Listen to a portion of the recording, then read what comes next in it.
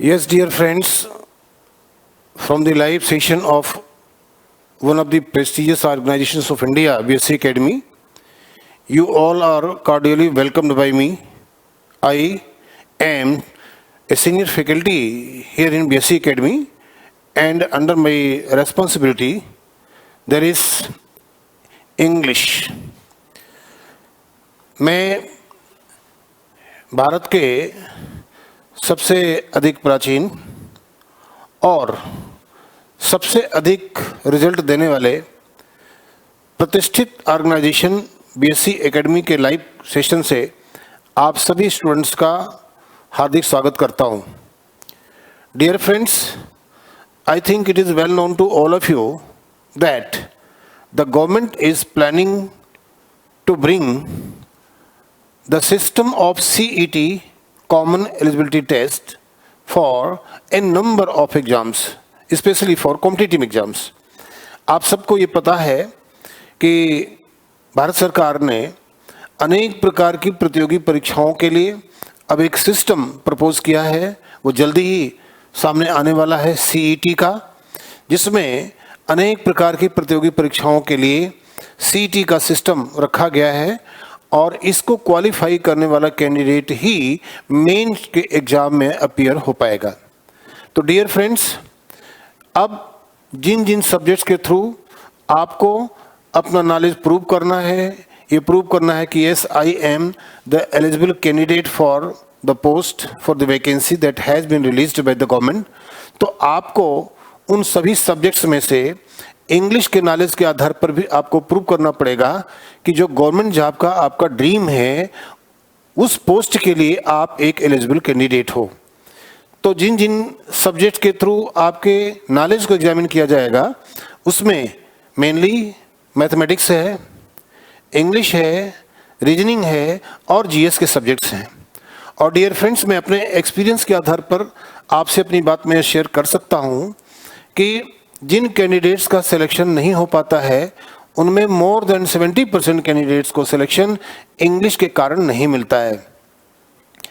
अब आपको जो इंग्लिश की क्लास मिलने वाली है बीएससी एकेडमी के लाइव सेशन से और हमारे ऑफलाइन क्लासेस से भी, उनमें हम दो तरह की चीज़ें आपको प्रोवाइड करने वाले हैं। एक उनके लिए जिन्होंने इंग्लिश मीडियम से स्टडी की है, means those candidates who belong to South India or who have studied through English medium board like CBSE or ISE. So they generally have this expectation to have the lectures only in English.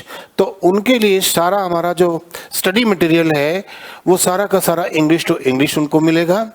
और जो north India के candidates हैं, जैसे UP हुआ, बिहार हुआ, राजस्थान है, उत्तराखंड है, हरियाणा है, दिल्ली है, मध्य प्रदेश है, झारखंड है, इस प्रकार के जो नॉर्थ इंडिया के स्टेट्स हैं वहाँ के कैंडिडेट्स के लिए हम लोग इंग्लिश को बाइलिंगुअल फॉर्म में सारा स्टडी मटेरियल तैयार किए हुए हैं और आपको इन्हें बहुत इजीली समझना आसान हो जाएगा। आप बहुत अच्छी तरीके से इनको समझ पाओगे और इसलिए आपका जो ड्रीम है उस ड्रीम को अचीव करना आपके लिए पॉसिबल हो जाएगा। तो डियर फ्रेंड्स, मैं आपके साथ एक बात को शेयर करना चाहता हूं कि इंग्लिश का जो क्वेश्चन पेपर होगा उसमें क्या क्या चीज़ें पूछी जाएंगी, इसका हमारा जो डिटेल प्रॉस्पेक्टस है उसमें सारा कुछ दिया हुआ है कि जो हमारे डिफेंस के एग्ज़ाम्स होते हैं, एनडीए है और नेवी है, एयरफोर्स है, उसमें किस किस टाइप के क्वेश्चंस आते हैं, बैंकिंग में किस किस टाइप के क्वेश्चंस आते हैं, एसएससी के में किस किस टाइप के क्वेश्चंस आते हैं और एसएससी में भी जो अब कई एक लेवल्स होते थे, जैसे मल्टीटास्किंग है 10th लेवल का, 10+2 लेवल का CHSL है, तो ग्रेजुएशन लेवल का CGL है। अब क्या है, अब सारे के लिए CET हो जाएगा, कॉमन एलिजिबिलिटी टेस्ट प्रीलिम्स के लिए।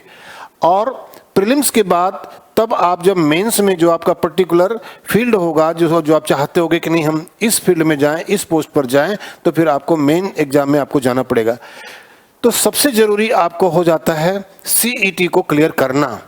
अब CET में जो सब्जेक्ट्स रखे गए हैं, जैसे मैंने बताया कि इंग्लिश है, मैथ्स है, रीजनिंग है और GS के सब्जेक्ट्स हैं, तो उसमें इंग्लिश का जो क्वेश्चन पेपर होगा उसमें मेनली 3 चीजें आपसे पूछी जाएंगी। क्या? एक तो वोकैब के आधार पर क्वेश्चंस आएंगे जिसमें synonym, antonym, homonym, one word substitution, idioms and phrases, phrasal verb और स्पेलिंग एरर के क्वेश्चंस। इस टाइप के जो क्वेश्चंस होते हैं उनको हम कहेंगे कि क्वेश्चंस बेस्ड ऑन वोकैब। और ठीक इसी तरह से सेंटेंस बेस्ड क्वेश्चंस होते हैं जिसको हम कहते हैं कि questions based on English grammar. और थर्ड कैटेगरी उसकी बनती है क्वेश्चंस बेस्ड ऑन पैसेज, जिसको आप रीडिंग कॉम्प्रिहेंशन के नाम से जानते हो। But dear friends, let me tell you कि जब आप ग्रामर का पोर्शन आप करते हो तो उसमें 50% से ज्यादा क्वेश्चन इंग्लिश ग्रामर के होते हैं जिसको आप सेंटेंस बेस्ड क्वेश्चन कह सकते हो। अब सेंटेंस बेस्ड क्वेश्चन जब आप करने जाते हो तो उसमें आपको क्या मिलता है? किसी भी सेंटेंस में आपको क्या मिलता है? What is a sentence? अरे भाई, सेंटेंस जो है तमाम सारे वर्ड्स का ग्रुप होता है ना जो एक पॉजिटिव मीनिंग देते हो। तो इस आधार पर हम कह सकते हैं कि sentence is the group of words having complete meaning और सेंस। अब आप इंग्लिश न्यूज़पेपर पढ़ते हो, मैगजीन पढ़ते हो, तो what is your basic requirement? According to me, आपका जो बेसिक रिक्वायरमेंट है वो होता है कि are you able to identify the words which are used in the structure of sentence. जो सेंटेंस आपको चाहे क्वेश्चन पेपर में मिलता है, चाहे आप इंग्लिश का न्यूज़पेपर पढ़ते हो या इंग्लिश की मैगजीन पढ़ते हो, जो कुछ भी आप पढ़ते हो, उसमें जो सेंटेंसेस होते हैं उन सेंटेंसेस का स्ट्रक्चर जिन जिन वर्ड्स से बनता है, क्या आप उन वर्ड्स को आइडेंटिफाई कर पाते हो कि ये वर्ड नाउन है, कि ये वर्ड प्रोनाउन है, कि ये वर्ड एडजेक्टिव है, कि ये वर्ब है, ये प्रीपोजिशन है, कंजंक्शन, इंटरजेक्शन है, क्या है? जब तक आप वर्ड्स को आइडेंटिफाई करना नहीं सीखोगे तब तक आप क्वेश्चन पेपर में जो भी क्वेश्चंस आते हैं आप कैसे सॉल्व करोगे? तो your basic requirement is to identify every word that is used in the structure of a sentence.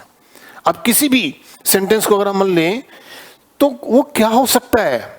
तो according to the grammarians, all the words of English are divided into 8 categories। English grammar का rule बनाने वाले विद्वानों ने English के तमाम सारे words को 8 कैटेगरीज में डिवाइड किया है और उनकी जो फैमिली होती है उसी को पार्ट्स ऑफ स्पीच कहा जाता है। Because these words are used to form the structure of sentence. ये वर्ड्स किसी भी सेंटेंस का स्ट्रक्चर फॉर्म करने के लिए यूज किए जाते हैं, इसलिए इन सभी वर्ड्स को पार्ट्स ऑफ स्पीच या पार्ट्स ऑफ सेंटेंस या पार्ट्स ऑफ स्टेटमेंट कहा जाता है। अब उसमें क्या क्या होता है? उसमें होता है नाउन, उसमें होता है प्रोनाउन, उसमें होता है adjective, verb, adverb, preposition, conjunction, interjection, ये होते हैं। तो आपकी बेसिक रिक्वायरमेंट होती है कि आप पहले ये आइडेंटिफाई करना सीखो कि इंग्लिश न्यूज़पेपर में, मैगजीन में, इंग्लिश की बुक में या आपका क्वेश्चन पेपर ही आ जाएगा तो उसमें जो तमाम सारे सेंटेंसेस आपकी आंखों के सामने से गुजरते हैं उनमें जो जो वर्ड्स यूज किए जाते हैं उनकी आइडेंटिटी क्या है, उनकी पहचान क्या है। तो अब मैं जैसे फॉर एग्जाम्पल अगर आपसे कहूं कि भाई नाउन क्या होती है, तो आप जनरली इतनी बात बोल करके और अपना हाथ खड़ा कर देते हो कि sir noun is the name of a person, place और थिंग। इतनी बात आप बोलते हो, ये बात ठीक तो है कि noun is the name of person, place और थिंग, लेकिन चाहे आप आगे चल करके सीईटी में अपीयर होने वाले हो या सीईटी क्लियर करने के बाद मेंस का जब आप एग्जाम दोगे तो क्या इतनी सारी जानकारी के आधार पर आपका सीईटी क्लियर हो पाएगा? आप मेंस को क्वालिफाई कर पाओगे, मेंस क्लियर कर पाओगे? भाई अगर मैं आपको कहता हूं कि the BJP is trying to form its government in West Bengal, BJP West Bengal में अपनी गवर्नमेंट फॉर्म करने की कोशिश कर रही है, तो ये जो वर्ड है द बीजेपी, या कि ये क्या किसी पर्सन का नाम है? किसी पर्सन का नाम बीजेपी होता है क्या? किसी प्लेस का नाम बीजेपी होता है क्या कि मेरे मैटरनल अंकल बीजेपी में रहते हैं और बीजेपी यहां से 15 किलोमीटर की दूरी पर है? क्या बीजेपी किसी थिंग का, वस्तु का नाम होता है कि कल मेरे फादर मार्केट गए थे और उन्होंने 5 kg बीजेपी खरीद के लाया? ऐसा होता है क्या? तो ये तीनों चीजें जो आप जानते हो कि the noun is the name of a person, place और थिंग, इनमें से बीजेपी तीनों में से एक भी नहीं है। बट आप सभी एग्री करोगे, करना भी चाहिए कि बीजेपी ये जो वर्ड है ये भी नाउन है। तो किस आधार पे नाउन है? जिस आधार पे नाउन है वो आप जानते ही नहीं हो। तो इसलिए हमारा जो इंस्टीट्यूट है, हमारा जो ऑर्गेनाइजेशन है, वो हर एक चीज़ को स्टूडेंट्स के लेवल के अनुसार, उनकी नीड के अनुसार, उनके रिक्वायरमेंट के अनुसार हर चीज़ को देता है। हम क्लास में भी स्टूडेंट्स को ये चीज़ देते हैं कि उनको क्लियरली हर चीज़ ठीक तरीके से समझ में आए। और प्लस जो हमारा स्टडी मटेरियल होता है, उस स्टडी मटेरियल में भी सारी चीज़ें बिल्कुल क्लियर ढंग से हम लोग देते हैं ताकि स्टूडेंट उसको अच्छी तरीके से समझ सकें। और समझने के बाद फिर होता क्या है, आपको एग्जाम में अपीयर होना है। तो आपको एग्जाम में अपीयर होना है तो आपको केवल ये नहीं जानना है कि नाउन क्या होती है, या नाउन के नंबर्स कितने हैं, या नाउन कितने जेंडर में यूज की जाती है, या नाउन का फंक्शन कैसे होता है, या नाउन जो है इसके और कितने लॉजिक्स होते हैं, कितने इसके कॉन्सेप्ट्स हैं, कितने रूल्स हैं जिसके आधार पर नाउन का यूज किसी सेंटेंस में किया जाता है। बल्कि आपको ये भी जानना है कि नाउन के तमाम सारी जानकारियों के आधार पर, चाहे इसके पहले का एग्जाम हुआ करता था मल्टीटास्किंग का, या CHSL का, या CGL का, या बैंकिंग में क्लर्क ग्रेड का और PO के ग्रेड का, या डिफेंस में NDA का एग्जाम होता था, एयरफोर्स का था, नेवी का था, जितने भी कॉम्पिटिटिव एग्जाम्स हैं उन सभी एग्जाम्स में क्वेश्चन किस पैटर्न पर पूछे जाते हैं। और एक बात और मैं बताऊं कि आप अगर पिछले 5-6 सालों का अगर क्वेश्चन पेपर का पैटर्न देखोगे तो तमाम प्रकार के जो बोर्ड्स हैं एग्जाम के, वो चाहे SSC का बोर्ड हो, चाहे बैंकिंग का बोर्ड हो, या डिफेंस का हो, सब में लगातार क्वेश्चन के पैटर्न में चेंजेस होते रहते हैं। तो आपको जो लेटेस्ट पैटर्न है उसके आधार पर क्वेश्चंस की आपको प्रैक्टिस भी करनी है। तो आपको एक तो टॉपिक का क्लियर वे में कंसेप्ट गेन करना है, फिर उसके बाद जिस पैटर्न पर एग्जाम में क्वेश्चंस आते हैं उन सारे पैटर्न पर आपको क्वेश्चन की प्रैक्टिस भी करनी है।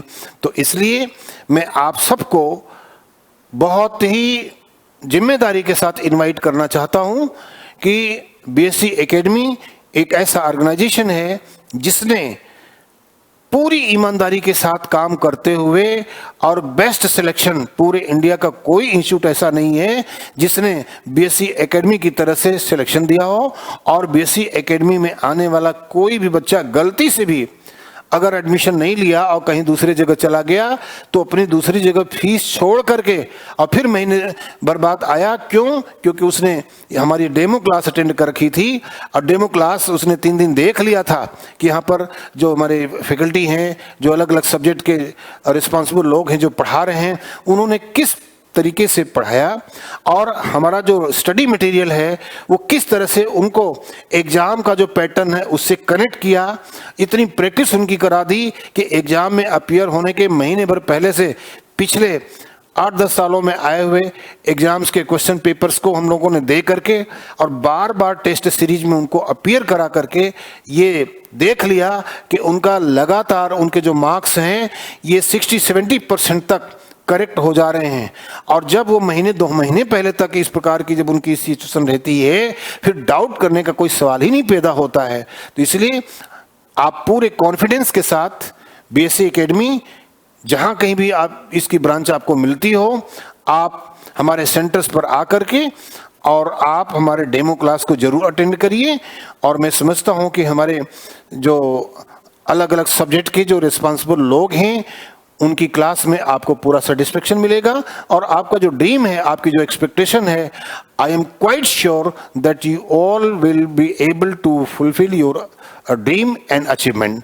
तो once again I would like to welcome all of you and dear friends. आप जानते हो कि जीवन में अगर कोई व्यक्ति एक बार गलती कर जाता है, अगर आपको यहाँ से कोलकाता जाना है लेकिन आपने यहाँ से कोलकाता जाने वाली ट्रेन अगर नहीं पकड़ी है, ऐसी ट्रेन पकड़ी जो कोलकाता नहीं जाती है, कोई दूसरे डायरेक्शन में जाती है, तो आप कोलकाता नहीं पहुँच पाओगे।